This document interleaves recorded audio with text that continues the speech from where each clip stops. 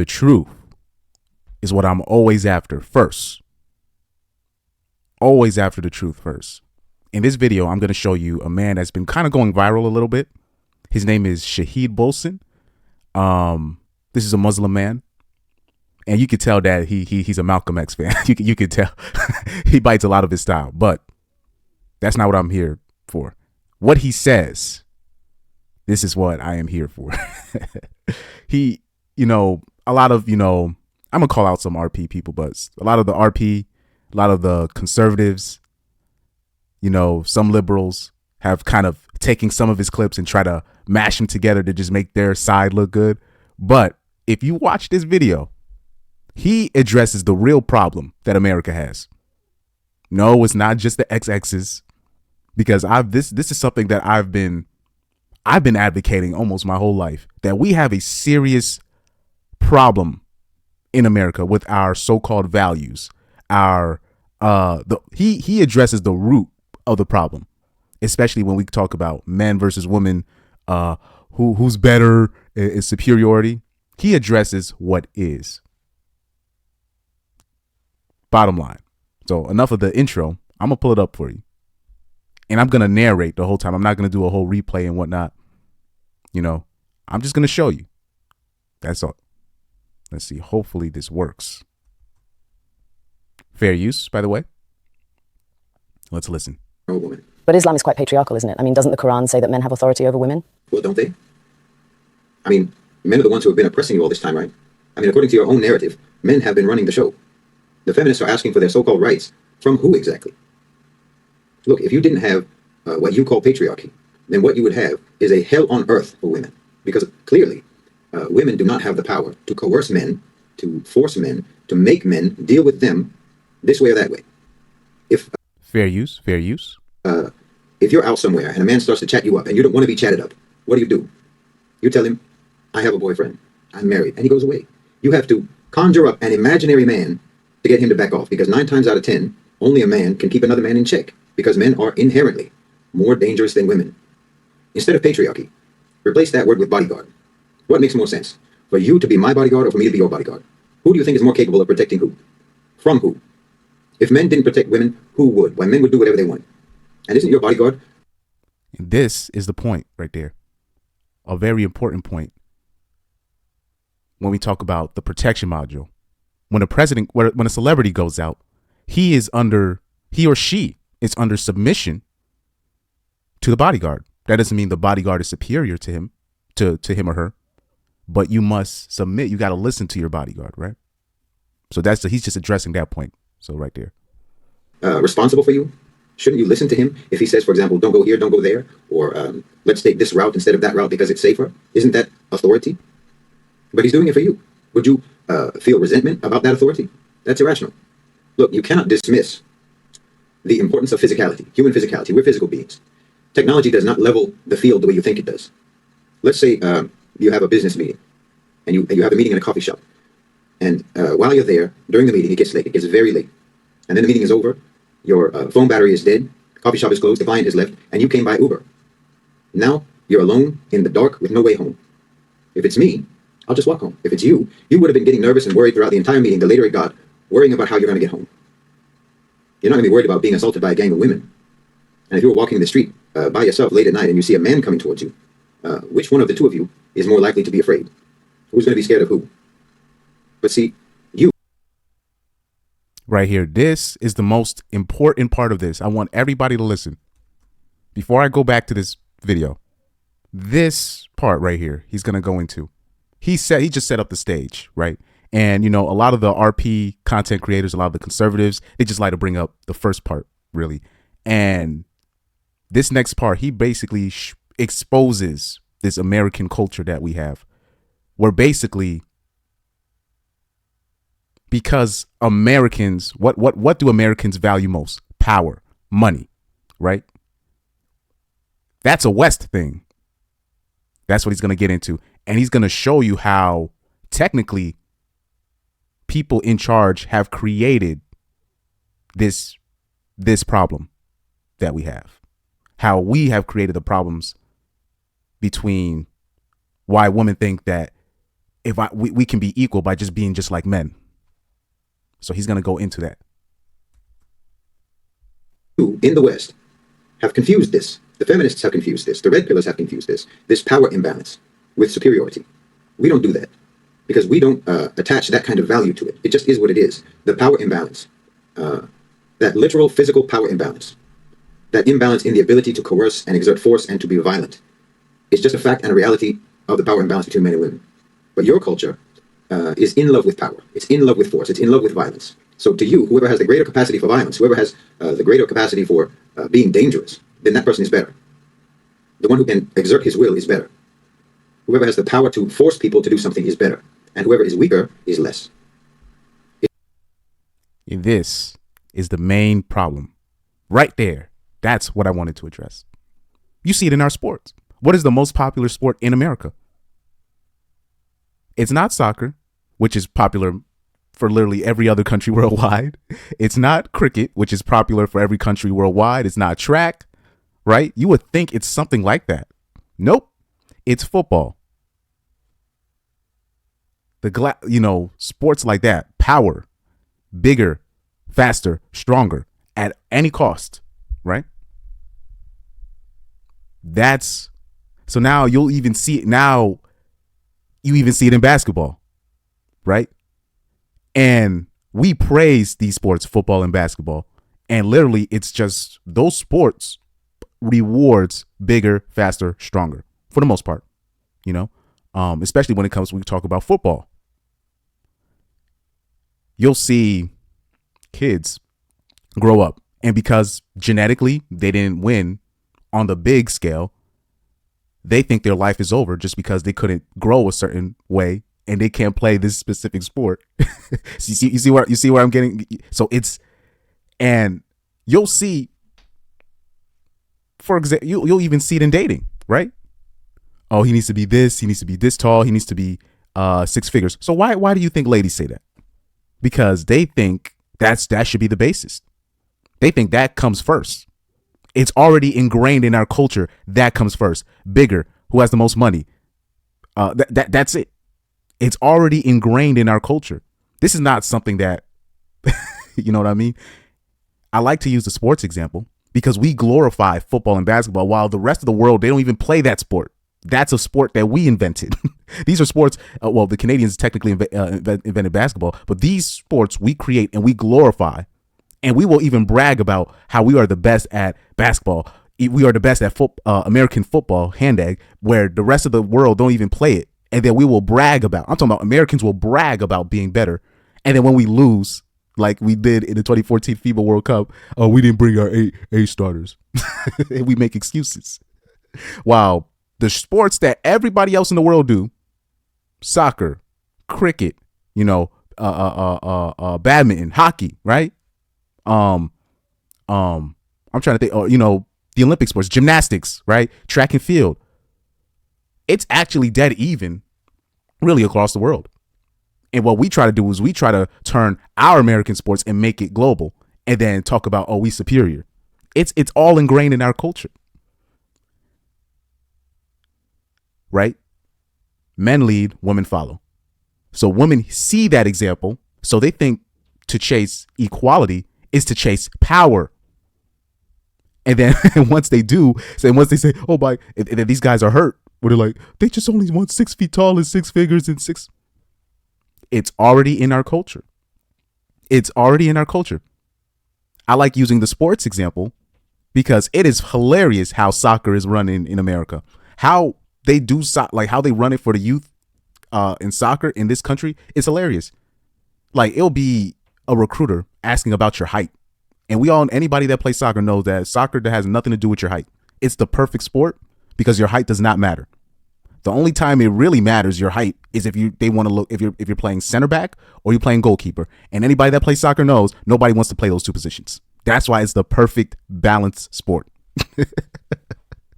Like you try to look for a 5v5, nobody want to play goalkeeper. Nobody want to play CB. Nobody want to play center back or really defense in general, but nobody want to play center back or goalkeeper because it's one of the hardest positions in where you can have a great game, right? But you have to stay back and defend. And as a defender, if you can be playing a great game, you make one mistake, Your whole game goes to shit. Look at Harry Maguire. Look at David De Gea. But in the West, recruiters, they literally look at, okay, is he big? In fact, they recruit soccer players like they're recruiting basketball or football players. Basically, you cannot go D1 in soccer if you're not 6 feet tall. Bottom line. And the rest of the world does not run it like this. This is why American men has never won a World Cup, and they're not even going to come close. But now, I use a sports example. Let's hold on for a second. Now let's go back here. Let's take the ladies' example.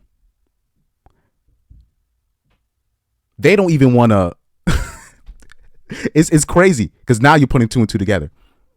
The stuff that we glamorize, right? The money, the height, your power, your bigness. That's the only way. Like when ladies say, I'm only going to submit to this, or I'm only going to procreate with this. Like I've even seen women on like social media platforms talking about, oh yeah, we're just going to use our genetics to get rid of the smallies. And now that I'm looking at it, I remember somebody said that basically the average height of leadership positions are always like over 6 feet tall. All of our leaders are always over 6 feet. And now you're starting to realize this is all a facade. We don't really have people in certain positions that deserve to be in certain positions. And people believe because they are in certain positions, that makes them superior. Where really, just because you have authority doesn't mean you're better. That's just your position. Your position is just your position. And that's the crux of it. So ladies are seeing, let's look at it from a lady's perspective. You wonder why, if a lady's just looking at a guy, especially nowadays, who's just like 5'9" or 5'8", they're just looking at him like, I can't do nothing with that. Even though literally, the rest of the countries are nothing like that. What actually used to be, how it used to be, basically the big dudes back in the day were like the freaks. They would just they would just have bodyguard positions. Or back in the day, when you're talking about ancient times, the bodyguards would be eunuchs. They would get their dicks chopped off, and they would protect, the king's and the royal family's concubines or their hoes, right? So we've attached money, all this stuff, and if it's not for that, then it's the money. Oh, he got this money, or if he looks like he got this money, right? Hence why girls get tricked at the club. Oh, he looked like he balling. I'm gonna let him get some. They'll let him do whatever, and then she finds out she's pregnant. That's why girls get pregnant by Dusties a lot. She finds out he's pregnant. Then she tries to get in contact with the dude. Finds out he only rented that expensive car for the night. He made himself look like he had money for that night. He doesn't know nobody. He just happened to know the celebrity for that night.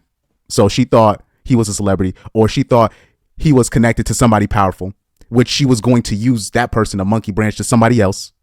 And she realized that guy was nobody. But what Americans do to make themselves feel like they're somebody, they'll say, oh, I know a celebrity. Oh, I know this famous person. Oh, I went to school with this famous. You see the culture that we have. You see and now, so you got to look from the woman's perspective. They're saying, how can I get this power? I want power. Power, for me to be equal, I need this. I need power. For me to be equal, I need to take all the traits that what I deem a powerful man is, or a man of value is. This is not just a man and woman problem right there. That's not just a man and woman problem. So right here, let me go back. Hopefully, let me go back. This is very powerful. This is deep. This is deeper than hypergamy and all this stuff. This stuff right here, this is powerful. Okay, let's continue. It's because you admire power so much, and you admire force, and you admire the ability to coerce, that you find yourself resenting that men have authority over women, or the concept of men having authority over women, because you think it's unfair. You think that women are being deprived. But remove that authority and see how deprived you'll be. Remove that authority and you will be in danger. You will be deprived of your safety. You'll be deprived of your security, your freedom, and maybe your life. In the Muslim world, we're not confused about this. And we don't think in terms of better or higher value on this basis, except in terms of piety and righteousness. And what each person's role is, and what their duties are in society, in the family, all naturally proceeds from their abilities and capacities. I'm not equal to a woman who is more pious than me, but I may have authority over her, because authority does not mean the same thing as superiority. It's just a function. It's just a function that doesn't carry any particular implication. Right there. Authority is not equivalent to superiority. It's just a function. Whoever the captain of a team is, that doesn't mean he's the best player. That's just his function. He's the leader. That's it. That's it. Right? This is why I had so much problems with certain people growing up. What people don't understand is not necessarily I was trying to rebel, but I found a lot of times people with authority would think that they're better than certain people. Hence why there will be times I would have a position, right, of authority, whether I was a captain or if you have say if you're an older dude in high school and you have younger kids looking up to you, you are in a position of authority. That doesn't make you superior. But I understand with authority comes responsibility. And I felt like I did not have the tools to handle, that the responsibilities that came with being an authority figure. If you have young people under you, you're an authority figure, even if they're bigger than you. And this is what I would confuse myself. I would even know that people was looking up to me. It would be people that would come up to me for certain stuff. I didn't know I was in an authority position because I just looked at them. I'm like, nah, they're in a better shape. They're in better. No. Authority is just a position, and you got to play that position and make sure you're responsible with that position. It's a position. It doesn't mean superiority. It's just a position, a function. But in America, the reason why people chase some power really is so they can abuse their position of authority. And it's not necessarily about playing fair and whatnot. They don't understand just the position is just a position. That's it. Right? But right? So what ends up happening, since people in charge abuse that position, that person that has authority ends up making certain positions under them, and people that do not deserve these positions end up with these positions. Hence why you'll see the managers of certain stores, right? Like department stores, it just ends up being a girl with a big ass because somebody in charge is abusing his position, which is so common. And this is why I don't be going hard on men that be cheating, because I understand when most men get a promotion, they seem to always position themselves to be in a position so they can be messing with multiple women. Most men, once they get that promotion, this is why girls be trying so hard to keep a man in a certain spot to where they can control them, because the more money they get, the more access to 304s that he has. Right? This is how it works in America.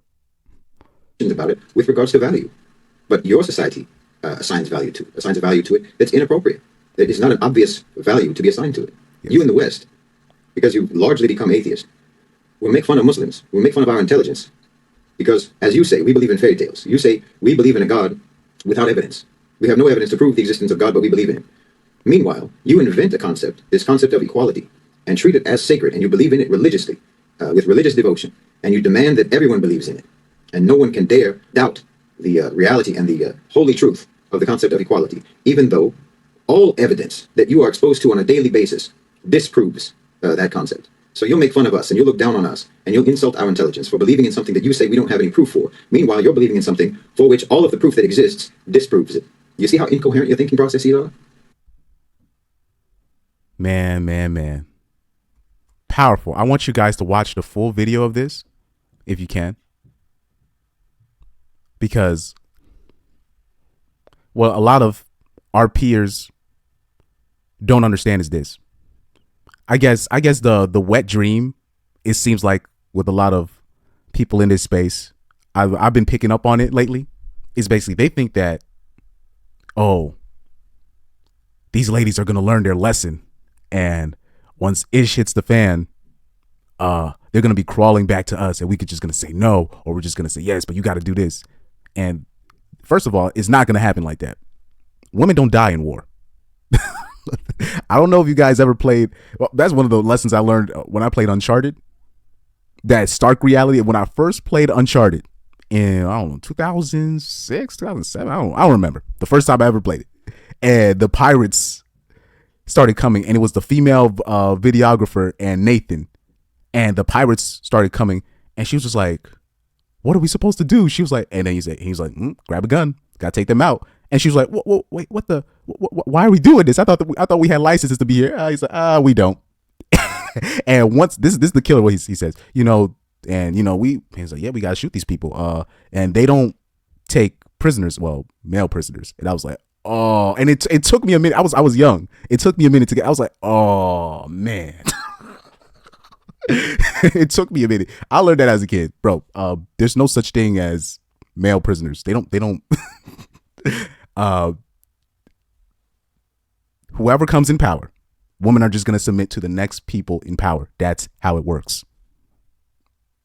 It's rare that you have like a case like Haiti where women are like mentoring young men to become revolutionaries and stuff like that. That doesn't happen. That usually does not happen. Where it's like men and women together are like fighting and taking back the power. Like it's usually if the revolutionaries have women, they'll just be back home taking care of the kids in a protected spot while the men. You see what I'm saying? Like it's not gonna be like that. If shit hits the fan, us men, we're gonna get our heads taken off first.